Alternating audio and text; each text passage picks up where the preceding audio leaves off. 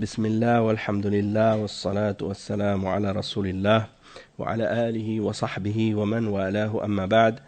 Donc aujourd'hui c'est le cours numéro 8 dans l'explication des égarements du groupe des Ikhwan al-Muslimoun, la secte des frères musulmans. Et au dernier cours on avait expliqué les questions qui ont rapport avec l'idéologie du rapprochement interreligieux, comme ils l'appellent, et comment certains d'entre les responsables de ce groupe ont appelé à cette idéologie-là, et on a expliqué également les paroles des grands savants vis-à-vis de cette idéologie, et on a clarifié à quel point cette idéologie elle est en contradiction avec le Coran et la Sunna. Et comme je l'avais expliqué auparavant également, s'il doit y avoir un dialogue dans le but d'appeler les gens du livre à l'islam et de leur faire connaître le message de l'islam, à ce moment-là, il n'y a pas de problème. On leur explique les enseignements du Coran et de la Sunna, on les appelle au tawhid, on leur explique la signification de la ilaha illallah, et donc à ce moment-là, il n'y a pas de mal, il n'y a pas de problème. Mais si dans l'idée qu'ils ont du dialogue, c'est uniquement, disons, de faire un rapprochement dans le sens que on va ne plus les considérer comme étant des kuffars, et on va plus dire à leur sujet qu'ils sont des kuffars, et eux en retour ils vont disons respecter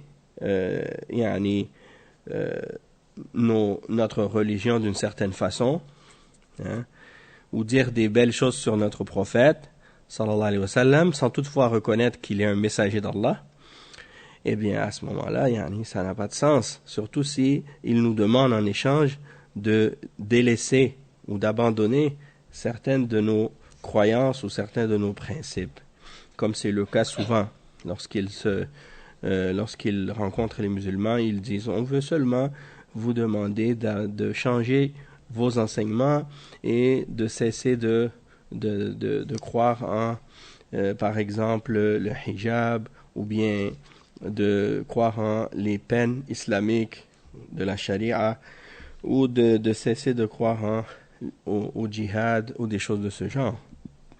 Donc ça, c'est des demandes qui sont inacceptables, parce qu'on n'a pas le droit de faire de compromis entre la vérité et le faux. Donc ça, c'est ce qui a rapport avec ce sujet. Maintenant, on va parler d'une autre question, c'est les innovations qui sont pratiquées par les Ikhwan. Et les Ikhwan, ils ont une attitude vraiment étrange à propos de ce sujet, parce que lorsqu'on les écoute, ou lorsqu'on écoute les prêcheurs du groupe des Ikhwan, eh bien, on aurait l'impression que il n'y a pas une chose qui s'appelle bid'a dans la religion. Parce que pour eux, toutes les bid'as sont permises. Quand tu observes clairement, quand tu regardes leur tendance, eh bien, tu en viens à la conclusion que pour eux, il n'y a pas de bid'a vraiment. Sauf si c'est quelque chose qui vient en contradiction avec leur idéologie. Leur idéologie et les idées de leurs responsables de ce groupe. Mais en dehors de ça, tu peux pratiquer comme bid'a n'importe laquelle, ils vont pas te considérer comme étant dans l'erreur. Et on a déjà parlé des égarements qu'ils ont dans la croyance, et des bid'a dans la croyance qu'ils propagent, la bid'a des soufiyas, la bid'a des khawarij, la bid'a des qadariya, la bid'a des mu'tazila. Ils ont toutes ces bid'a mélangées ensemble. La bid'a des Shia également. Toutes ces bid'a dans la croyance, ils les défendent, ils les protègent, ils les propagent, même qu'ils acceptent même parfois certaines des croyances des batiniya, des sectes ésotériques qui sont clairement en dehors de l'islam. Donc si c'est le cas pour les bid'a dans la croyance, alors imaginez le cas de ce qui a rapport avec les bid'a dans la pratique. Ils sont encore plus flexible dans ces affaires-là et encore plus laxiste dans ces questions-là. Et donc, on les voit tomber dans toutes sortes de bid'a et prendre les bid'a à la légère. Et ça, c'est pas étonnant, puisque, comme on a déjà expliqué, pour eux, même le shirk, c'est pas grave. Hein? Et même de tomber dans le shirk, c'est pas quelque chose qui est considéré comme étant grave pour eux. Donc, si c'est le cas, alors qu'est-ce qu'on peut espérer du reste? Allah al-Musta'an. Parmi les bid'a du groupe des Ikhwan, il y a le fait qu'ils célèbrent le Mawlid al-Nabawi. Et ça a été célébré par les têtes de la secte des frères musulmans, en commençant par Hassan al-Banna lui-même. Et il y a eu une occasion dans laquelle ils se sont réunis, même à l'époque de Hassan al-Banna, et ils ont célébré le Mawlid ensemble. Ils ont aussi comme célébration qu'ils font la fête du jour de la libération de Al-Quds par les croisés le 28 de Rajab. Ça, c'est une autre célébration qui est une bid'a. Aussi, la bid'a de Al-Isra wal-Mi'raj, la célébration de Al-Isra wal-Mi'raj. Ça, c'est une autre bid'a que on voit certains parmi les Ikhwan célébrer également. Et on a vu donc de la part des Ikhwan des célébrations de toutes sortes dans lesquelles il y a des anachids avec du shirk, comme à l'époque de Hassan al-Banna, et ceux qui l'ont suivi par la suite parmi les successeurs de Hassan al-Banna, eh bien, il y a eu la même chose et le même comportement. Et les fidèles de Hassan al-Banna, ils prétendaient même à ce moment-là que le prophète sallallahu alayhi wa sallam venait et qu'il se présentait à ce moment-là, comme il chantait lui-même dans le poème qu'on avait mentionné, هذا الحبيب مع الأحباب قد حضر سامح وسامح الكل فيما قد مضى وجرى. Donc ça c'est pour dire, si ils ont chanté ce genre de anachid dans lequel il y a même du shirk, et ils croient que le prophète sallallahu alayhi wa sallam vient en personne lors de leurs assemblées et qu'ils font les hadra soufiyya, eh bien ça c'est des exemples de bid'a qui sont présents donc chez ces gens-là. Et je me rappelle il y a bien des années, subhanallah, et ça c'était avant que j'aille étudier en Arabie Saoudite la première fois, j'avais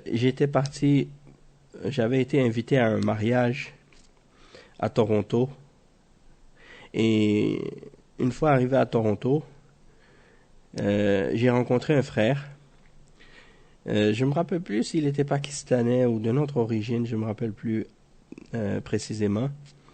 En tout cas, et ce frère, j'étais parti avec lui, il m'avait invité, il m'a dit il y a une conférence. Il dit il va y avoir une conférence à tel endroit, donc si tu veux, on peut y aller ensemble. Et subhanallah, moi je pensais que c'était un frère qui était sur la sunna. Alors je l'ai suivi, je suis parti avec lui. Et une fois arrivé là-bas, il y avait plusieurs plusieurs personnalités qui participaient et qui donnaient des conférences ou qui donnaient des cours et des discours. Et il y en a un entre eux qui s'appelait Abdullah Hakim Quick. Subhanallah. Lui, c'est un homme qui avait étudié à Médine. C'est un homme qui avait étudié à Médine. Et moi, je pensais que c'était un homme sur la sunna. Et subhanallah, hélas, j'ai été choqué, j'ai été déçu même. Parce qu'il a beaucoup de conférences qu'il a fait sur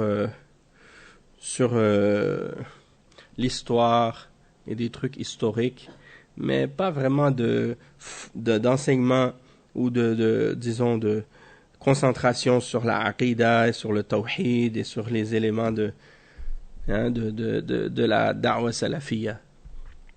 Ala kulli hal, dans cet endroit, Abdullah Hakim Kwek a commencé à parler. Et lui, il était de Toronto à la base, je pense, mais après, par la suite, plus tard, il est parti en Afrique du Sud. D'accord? Et je pense que les gens qui le connaissent là, ils le connaissent plus de l'Afrique du Sud maintenant. En tout cas, à chaque fois qu'il commençait à dire quelque chose, il y a un soufi qui était dans la salle et il se levait debout.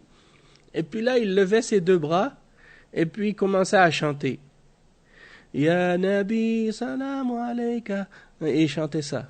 Ya Rasoul, salam alayka. Et il répétait ça. Et là, il s'assoyait après. Pendant qu'Abdullah Hakim Kwek expliquait ou parlait. Et là, moi, j'attendais que Abdullah Hakim Kwek mentionne parce que moi, j'avais pas réalisé jusqu'à ce moment-là que cette conférence ou cette occasion qu'ils avaient organisée, j'avais pas encore réalisé que c'était une façon qu'ils avaient organisée pour célébrer le Mawlid. Mais c'est quand j'ai vu cet homme-là qui se levait à chaque 5 minutes pour commencer à chanter que j'ai compris que, en fait, eux, ils célébraient le Mawlid. Et là, j'ai dit au frère, est-ce que ici c'est une célébration pour le Mawlid al-Nabawi? Il m'a dit, oui, finalement, je pense que c'est ça. Et là, j'ai été choqué, j'ai dit, mais qu'est-ce qu'il fait là, lui, Abdullah Hakim Kwek, dans un endroit où on célèbre le Mawlid al-Nabawi? Alors, à chaque fois qu'il commençait à expliquer quelque chose, mais j'attendais qu'il dise que le Mawlid al-Nabawi, c'est une bid'a, et que de célébrer ça, c'est une innovation, que c'est interdit. Mais, il l'a jamais dit. Du moins, il l'a jamais dit de façon claire et explicite. Alors, lorsque est venue la période des questions, j'avais posé la question, j'avais dit, pourquoi vous n'avez pas clarifié que le Mawlid c'est une bid'a? Ala kulli. Oui, non, j'étais présent à ce moment-là. Et donc, c'est pour ça que, par la suite, j'ai compris que cette personne-là, cet homme-là, Abdullah Hakim Kwek, son manhaj n'était pas un manhaj salafi, en réalité, et qu'il ne suivait pas la salafiyya réellement. Et d'ailleurs, un des individus, ou une des personnes que lui, à qui il avait fait la da'wa, et à qui il avait appris l'islam, c'était un da'ya qui est connu, qui s'appelle Bilal Phillips. Et lui, Bilal Phillips, eh bien, il a étudié lui aussi à Médine. Et il a traduit des livres, il a écrit des livres sur le tawhid et d'autres sujets. Sauf que son manhaj et son idéologie, c'est l'idéologie des Sururiya. Et on a expliqué déjà que les Sururiya, c'est un groupe qui a une tendance des Ikhwan, parce qu'ils sont sur la même idéologie, la même base que la base des Ikhwan, des frères musulmans. Donc tout ça pour dire, ces gens-là, ils se mélangent avec les gens de Bid'a et ils ne sont pas clairs dans la façon dont ils agissent avec eux. Donc ils vont, comme on dit, entre autres, célébrer le Mawlid. Et parmi les têtes des frères musulmans, le Soufi, Saïd Hawa, qui était une des têtes parmi les membres des frères musulmans, il encourageait les imams et les gens des différentes mosquées de célébrer ces différentes bid'ah. Et il dit dans un livre qui a été écrit Tarbiyatuna ar-Ruhiyya, c'est-à-dire notre éducation spirituelle, à la page 183, il dit dedans Atamanna an tatawalla lajnatun fi al-masajid mutabarri'atan aw muntakhibatan aw mukhtara أمر إحياء المناسبات الإسلامية كإحياء مناسبة المولد والترتيب لها بحيث تعطي مردودا كبيرا في فهم سيرة رسول الله صلى الله عليه وسلم وفي تذكير المسلمين بإسلامهم في ربطهم في المسجد كإحياء مناسبات الهجرة ومناسبة إنقاذ القدس من الصليبيين في 27 من رجب، وهو اليوم الذي يحتفل فيه المسلمون بحادثة الإسراء والمعراج. Donc ça c'est un exemple de ce genre de propos de la part de Saïd Hawa. Il dit je souhaite qu'il y ait un comité dans les mosquées, soit qui soit volontaire ou soit voté ou élu ou soit choisi, et qui aura comme ordre de faire revivre les occasions islamiques, comme le fait de faire revivre l'occasion de célébrer la naissance du prophète sallallahu alayhi wa sallam, et d'organiser, parce que d'organiser ça va faire en sorte que on peut comprendre la vie ou la biographie du messager d'Allah sallallahu alayhi wa sallam et rappeler aux musulmans leur islam et leur lien avec l'islam dans la mosquée, et pour faire revivre également d'autres occasions, comme par exemple la hijra et l'occasion de la libération de Jérusalem ou bien Al-Quds des mains des croisés le 28 du mois de Rajab, et c'est le jour dans lequel les musulmans célèbrent également l'événement de l'ascension et du voyage nocturne et de l'ascension, c'est-à-dire al-Isra ou al-Mi'raj. Donc ça c'est des bid'ah. Toutes ces occasions-là qu'il mentionne sont des bid'ah, et lui il encourage à ce genre de célébration-là. Allah al-Musta'an. Donc ça c'est un exemple de la part des Ikhwan, et on n'a jamais entendu ou très rarement entendu de la part des Ikhwan des condamnations de ce genre de fête ou de ce genre de célébration. Et donc ça c'est des paroles qui encouragent la bid'a, et n'importe quelle personne intelligente, elle va pas argumenter à ce sujet-là parce que c'est clair, excepté une personne ignorante ou une personne qui suit sa passion. Et les ulama de l'islam, dans le passé comme à l'époque actuelle, qui sont sur la sunna, ils ont clarifié que ce genre d'événements-là sont des bid'ah, et ils ont donné des fatwas sur ce sujet-là pour clarifier justement que ce sont des pratiques innovées. Et à notre époque, il y a eu le grand savant, l'imam, le cheikh Abdul Aziz ibn Baz, rahimahullah, dans de nombreuses fatwas. Il a clarifié le verdict de ceux qui célèbrent cette fête, et il a clarifié que tout ça fait partie des bid'ah. De même que parmi les bid'ah des ikhwan, il y a qu'est-ce qu'on appelle al-dhikr al-jama'i, le fait de faire le dhikr en groupe à la façon des soufiyas, et de répéter le takbir en groupe. Ils font ça souvent, en particulier dans leur réunions quand ils font des campings ou bien dans leur centre. Ils font ça sans aucun problème.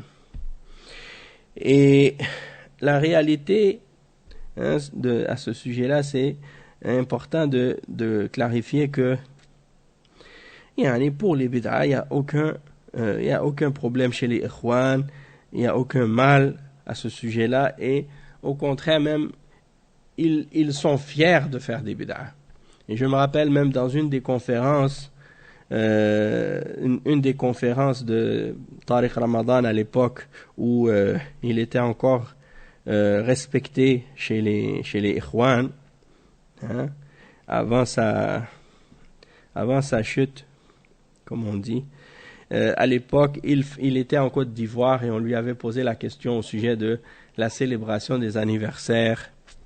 Et il disait, oui, il n'y a aucun mal, il n'y a aucun problème, il n'y a rien d'interdit dans le fait de célébrer les anniversaires, que c'est pas interdit, et ainsi de suite. Alors que tout le monde sait c'est-à-dire tout le monde qui sont sur la sunna, et qui connaissent un minimum de la religion, savent que la célébration des anniversaires ne fait pas partie des pratiques de l'islam. Et que le prophète sallallahu alayhi wa sallam n'a jamais célébré l'anniversaire de quiconque. Ni le sien, ni celui des sahaba, ni celui de ses épouses, ni celui de ses enfants, et ni d'aucun autre prophète. Donc c'est clair que la célébration des anniversaires n'est pas permise en islam et ne fait pas partie de la guidance des messagers. Donc celui qui pratique ce genre de pratique, il a innové dans la religion. Il a innové dans la religion, ce qui n'en fait pas partie. Donc toi tu parles des bougies, mais même les gâteaux eux-mêmes de faire des gâteaux pour ton anniversaire, c'est pas permis en islam. Et les bougies, c'est un autre détail supplémentaire qui est interdit également. Naam. Donc ça c'est ce qui a rapport avec ce sujet. Parmi les bid'a des ikhwan, il y a également al-hizbiyya. Bid'atu al-hizbiyya, التي فرقت الأمة وشتتت الكلمة وحولت أفراد المجتمع أحزابا وشيعا كل حزب بما لديهم فرحون. وقال شيخ الإسلام ابن تيمية: والبدعة مقرونة بالفرقة كما أن السنة مقرونة بالجماعة، فيقال أهل السنة والجماعة كما يقال أهل البدعة والفرقة.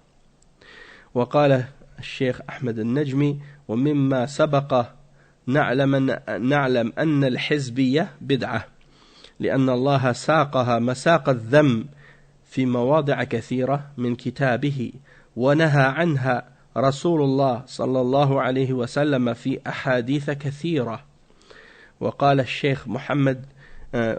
الشيخ صالح ابن محمد اللحيدان عندما سئل: هل جماعة الإخوان المسلمين وجماعة التبليغ من أهل المناهج الصحيحة؟ فأجاب حفظه الله: الإخوان وجماعة التبليغ ليسوا من أهل المناهج الصحيحة. وقال الشيخ عبد المحسن العباد رحمه الله في معرض كلامه عن جماعة الإخوان المسلمين وجماعة التبليغ، فقال حفظه الله: وهي محدثة، وهي يعني محدثة، هي محدثة، وميلادها في القرن الرابع عشر، قبل القرن الرابع عشر ما كانت موجودة، هم في عالم الأموات، وولدت في القرن الرابع عشر. Donc, parmi les bid'as des ikhwan, il y a al-hizbiyya. Al-hizbiyya, c'est-à-dire qu'ils divisent les musulmans en groupes et en partis, parce qu'ils sont eux-mêmes un parti politique, un parti religieux politique. Et ils ont donc ouvert la porte à la division des musulmans en créant des groupes et des partis, chaque groupe se réjouissant de ce qu'il possède, comme Allah les décrit dans le Coran, dans le verset 53 dans Surat Al-Mu'minun.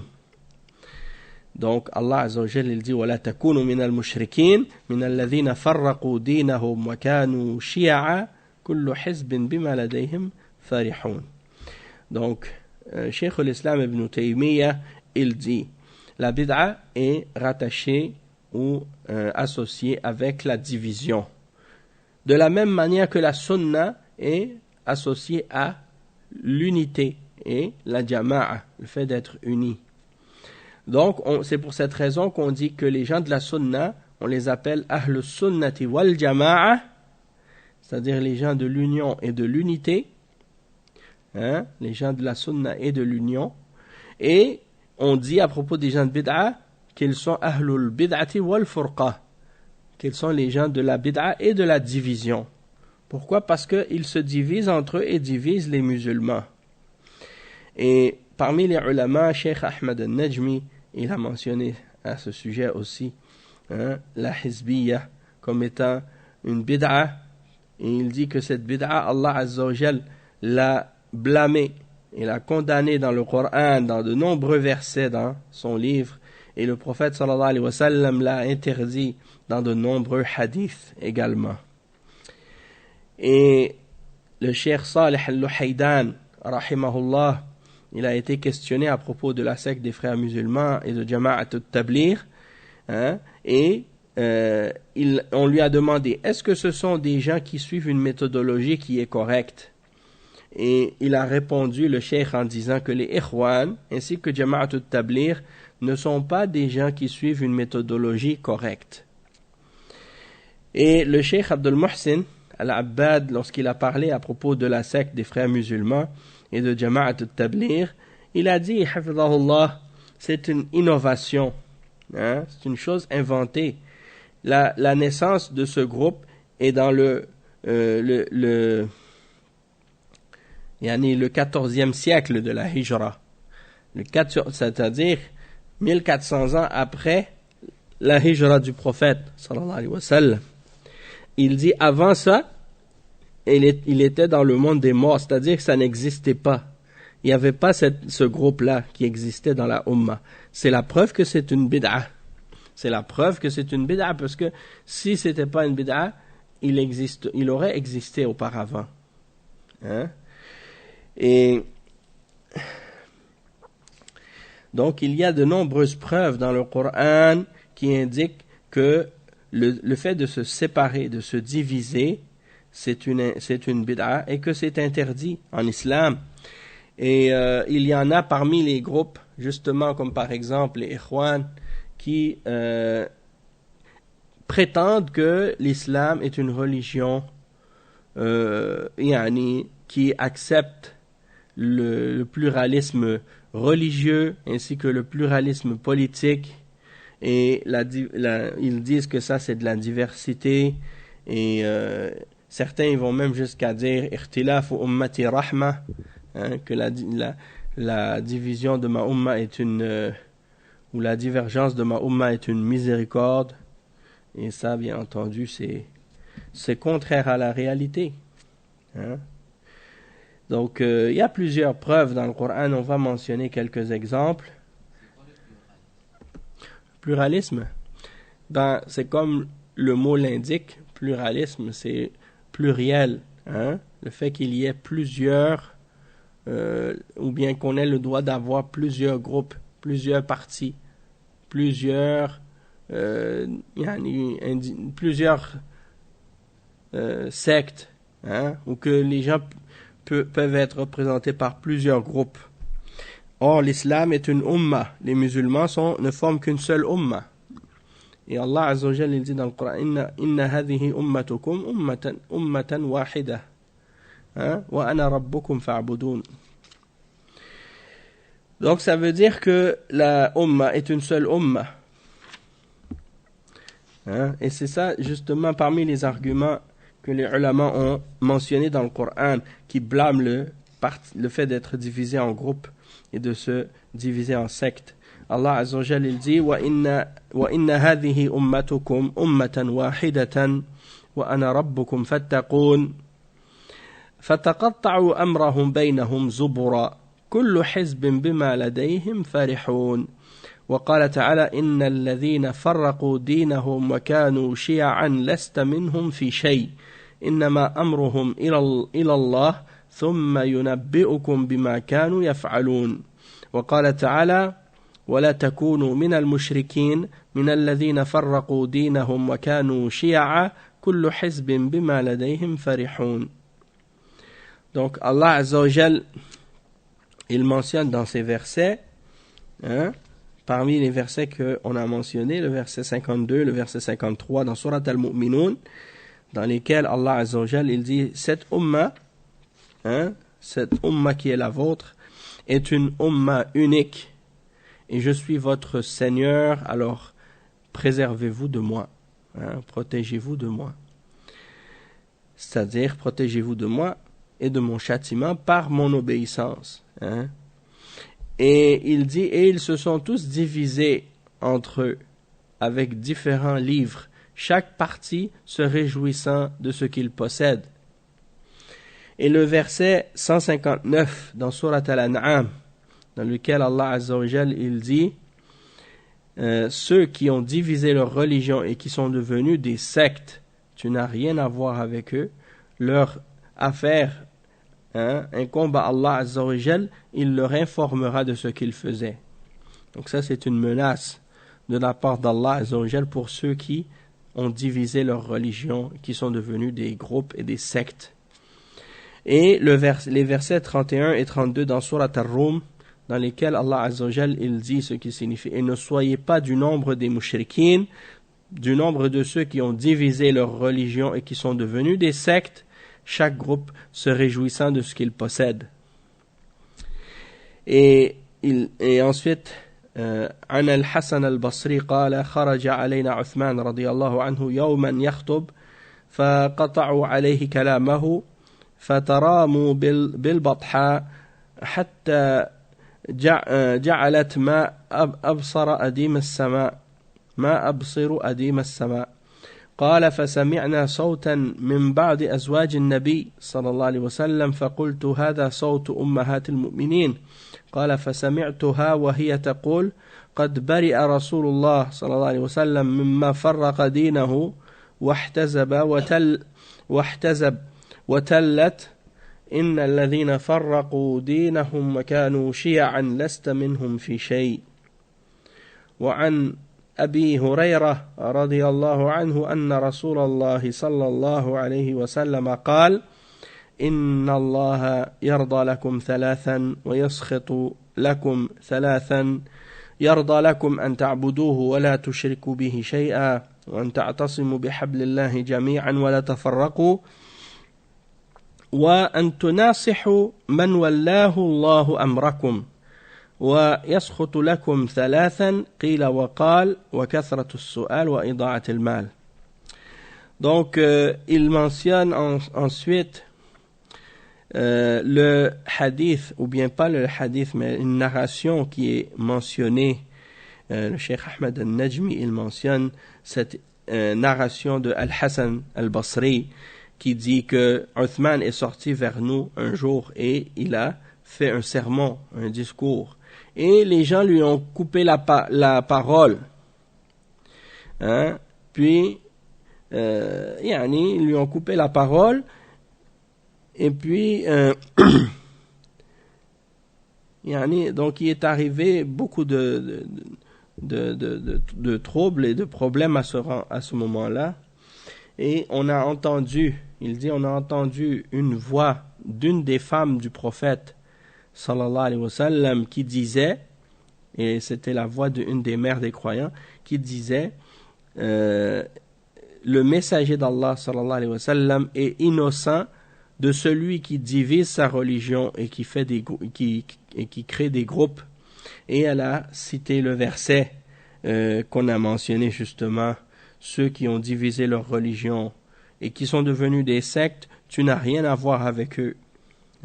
Tu n'as rien à voir avec eux. Et il a également cité le hadith rapporté par l'imam Muslim, selon Abi Huraira radiyallahu anhu, dans lequel le prophète sallallahu alayhi wa sallam a dit, Allah est satisfait, il est satisfait pour vous de trois choses, et il est en colère contre vous pour trois choses. Il est satisfait pour vous que vous l'adoriez lui seul et que vous ne faisiez aucun shirk avec lui, et que vous vous cramponniez tous au câble d'Allah et que vous ne vous divisiez pas, et que vous donniez le bon conseil sincère à ceux à qui Allah a donné le commandement sur vous. Donc ça, c'est les trois choses dont il est satisfait pour vous. Et les trois choses dont il est en colère, dont il se fâche pour vous, c'est un qil wa qal, c'est-à-dire de rapporter des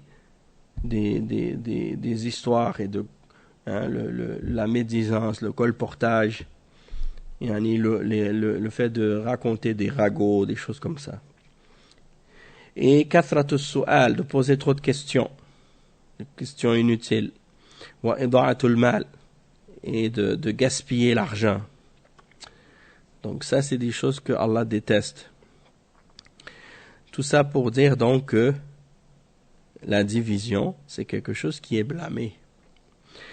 Et il y a une chose aussi qui est étonnante avec les ikhwan, c'est que lorsque tu es quelque part en train de les réfuter et de les critiquer, lorsqu'ils sont en train de faire des bid'a ou des égarements, ils vont dire à propos de ceux qui les critiquent, vous divisez la jama'a, vous divisez la umma. Vous voyez, c'est ça le comble. Hein? Parce que c'est eux qui divisent la umma, mais ils accusent les autres d'être en train de diviser la umma. Ramatni bida'iha wa sallat. Hein? Ils t'accusent de quelque chose, dont toi tu es innocent. C'est eux qui le font, mais ils t'accusent toi de ce crime-là. Donc tout ça pour dire, que c'est des gens qui appellent à, comme si, en fait c'est ça qui est étrange avec eux, c'est qu'ils appellent les musulmans tout le temps à s'opposer aux dirigeants, à se rebeller contre les dirigeants, à critiquer les dirigeants, à s'opposer aux dirigeants. Puis toi, quand tu mets en garde contre eux, ou bien quand tu avertis contre eux, ou quand tu montres leurs égarements et que tu expliques aux gens leur danger, eux ils t'accusent de diviser les musulmans. Alors que eux, leur religion est basée sur la division des musulmans et le fait d'opposer ceux qui détiennent le pouvoir. Oui, ou bien ils disent qu'ils font le riba, alors qu'eux ils font le riba de tous les dirigeants musulmans sur terre, tout le temps. Donc c'est comme si, ils voient comme si ce que tu fais, qui est une obligation, comme si c'était la même chose que ce que eux ils font. Alors qu'il n'y a pas de comparaison entre les deux. Mais c'est comme ça souvent les gens de l'égarement, ils vont interdire ce qu'ils font aux autres, ce qu'ils font eux-mêmes. Et ils ne voient pas non plus la différence qu'il y a entre ce que toi tu fais et ce qu'ils font eux.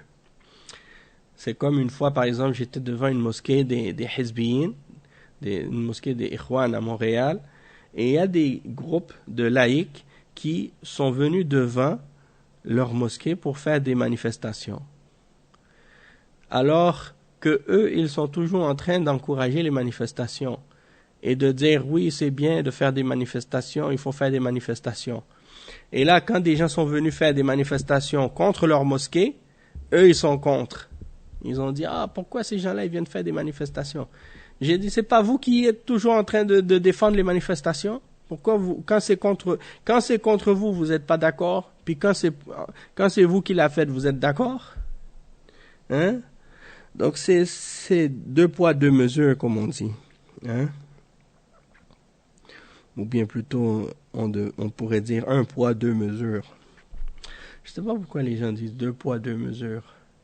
Ça serait plutôt plus logique de dire un poids, deux mesures. Ala kulli hal.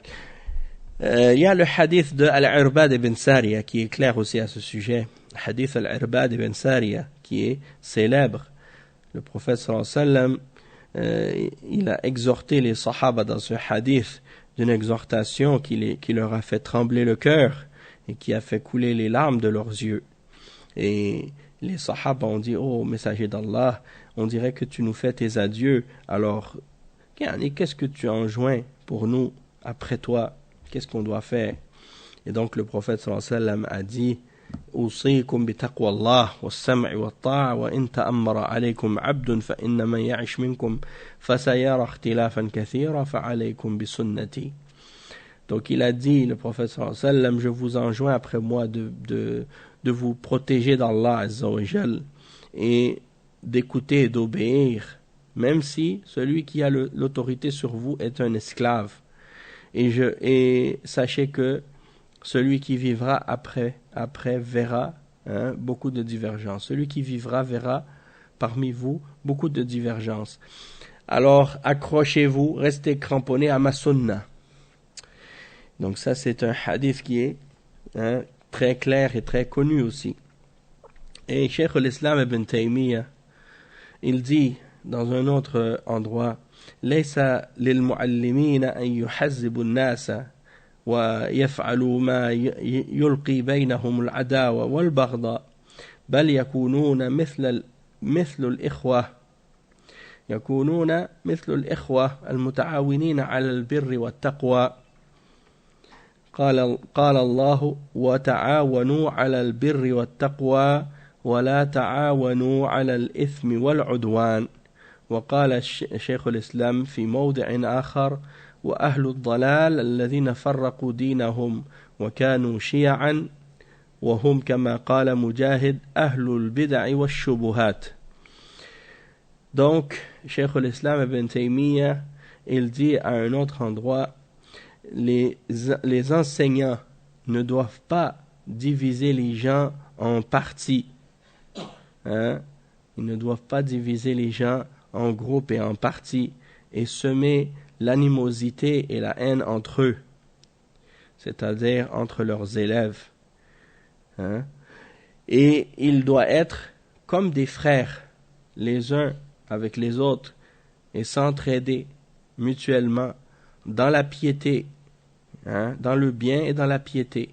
Comme Allah Azza wa Jal le dit dans le verset 2 dans Surat Al-Ma'idah, et entraidez-vous mutuellement, hein, les uns les autres, à la bonté et à la piété, et ne vous entraidez pas les uns les autres dans le péché et la transgression. Hein? Et il dit dans un autre endroit aussi, Cheikh al-Islam, que les gens de l'égarement, ce sont ceux qui divisent leur religion et qui deviennent des groupes ou des sectes, comme l'a mentionné Mujahid. Et il a dit que ce sont les gens de bid'ah et les gens des shubuhat, les gens qui ont des arguments, des faux arguments, des fausses preuves. Ce sont eux, les gens de bid'ah et les gens de shubuhat, qui agissent de cette façon. Naam. Et donc, il y a des fatwas qui ont été mentionnés de la part des ulama au sujet de ceux qui agissent de cette manière. Et pourquoi les ulama ont incité justement à ce que on ne se divise pas et à ce qu'on soit une umma unie? Parce qu'à notre époque, beaucoup de musulmans, ils considèrent que de se diviser, c'est pas un péché. Ils pensent que c'est pas grave. Et ils considèrent que d'être unis et de s'unir les uns les autres, que c'est quelque chose qui est à la limite recommandé, mais pas plus. Alors que c'est faux. La division est haram en islam. C'est-à-dire qu'on n'a pas le droit de se diviser. Et que si on se divise, on a commis un péché, hein, parmi les kaba'ir. Et de s'unir, c'est une obligation. Ça veut dire que si on ne s'est pas unis entre nous, on a désobéi à Allah, on a commis un péché. Donc on n'a pas le droit de se diviser et on est ordonné de s'unir. Mais en même temps aussi, bien entendu, comme les ulama l'expliquent, l'union doit être sur la vérité. Hein? L'union doit être sur la vérité et uniquement sur la vérité. C'est-à-dire qu'on ne doit pas s'unir juste pour dire qu'on est unis, mais on doit s'unir réellement parce qu'on est unis, parce qu'on croit en la vérité et on accepte les principes de la vérité. Et il y a de nombreuses fatwas qui ont expliqué ça. Donc c'est sûr que si les gens ils se divisent de leurs dirigeants et qu'ils s'opposent à leurs dirigeants, hein, même s'ils ne sont pas divisés sur le plan de la croyance ou sur le plan religieux, le fait de se diviser sur le plan politique, c'est sûr que ça va les amener à un certain moment donné à se diviser physiquement, hein, à être divisés entre eux. Et c'est pour cette raison-là que l'islam a interdit la division.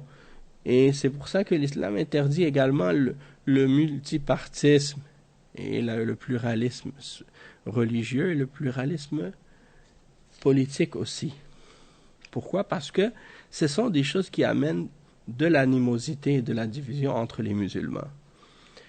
Hein? Mais par contre, chez les kuffars, ça c'est des choses qui sont considérées comme étant normales. C'est-à-dire que eux, pour eux, la division, c'est pas grave. tu les vois toujours en train de se diviser et de se disputer, de s'insulter, de se dénigrer, de se détester les uns les autres. Hein? Chaque parti politique déteste l'autre et essaie de trouver les fautes chez l'autre et de rabaisser l'autre, alors que nous, les musulmans, on n'a pas le droit d'agir comme ça. On n'a pas le droit de se diviser en partis et en groupes, et chacun avec des idées différentes, des principes différents, des croyances différentes, et essayer de rabaisser l'autre et de chercher les fautes des autres pour les exposer et les humilier publiquement ou des choses de ce genre. Donc, on a expliqué ça jusqu'à date. Il y a d'autres paroles à clarifier, mais on ne va pas tout lire aujourd'hui. On va s'arrêter ici pour aujourd'hui. Au prochain cours, on expliquera la suite de ça, avec les citations des ulama aussi sur ce sujet.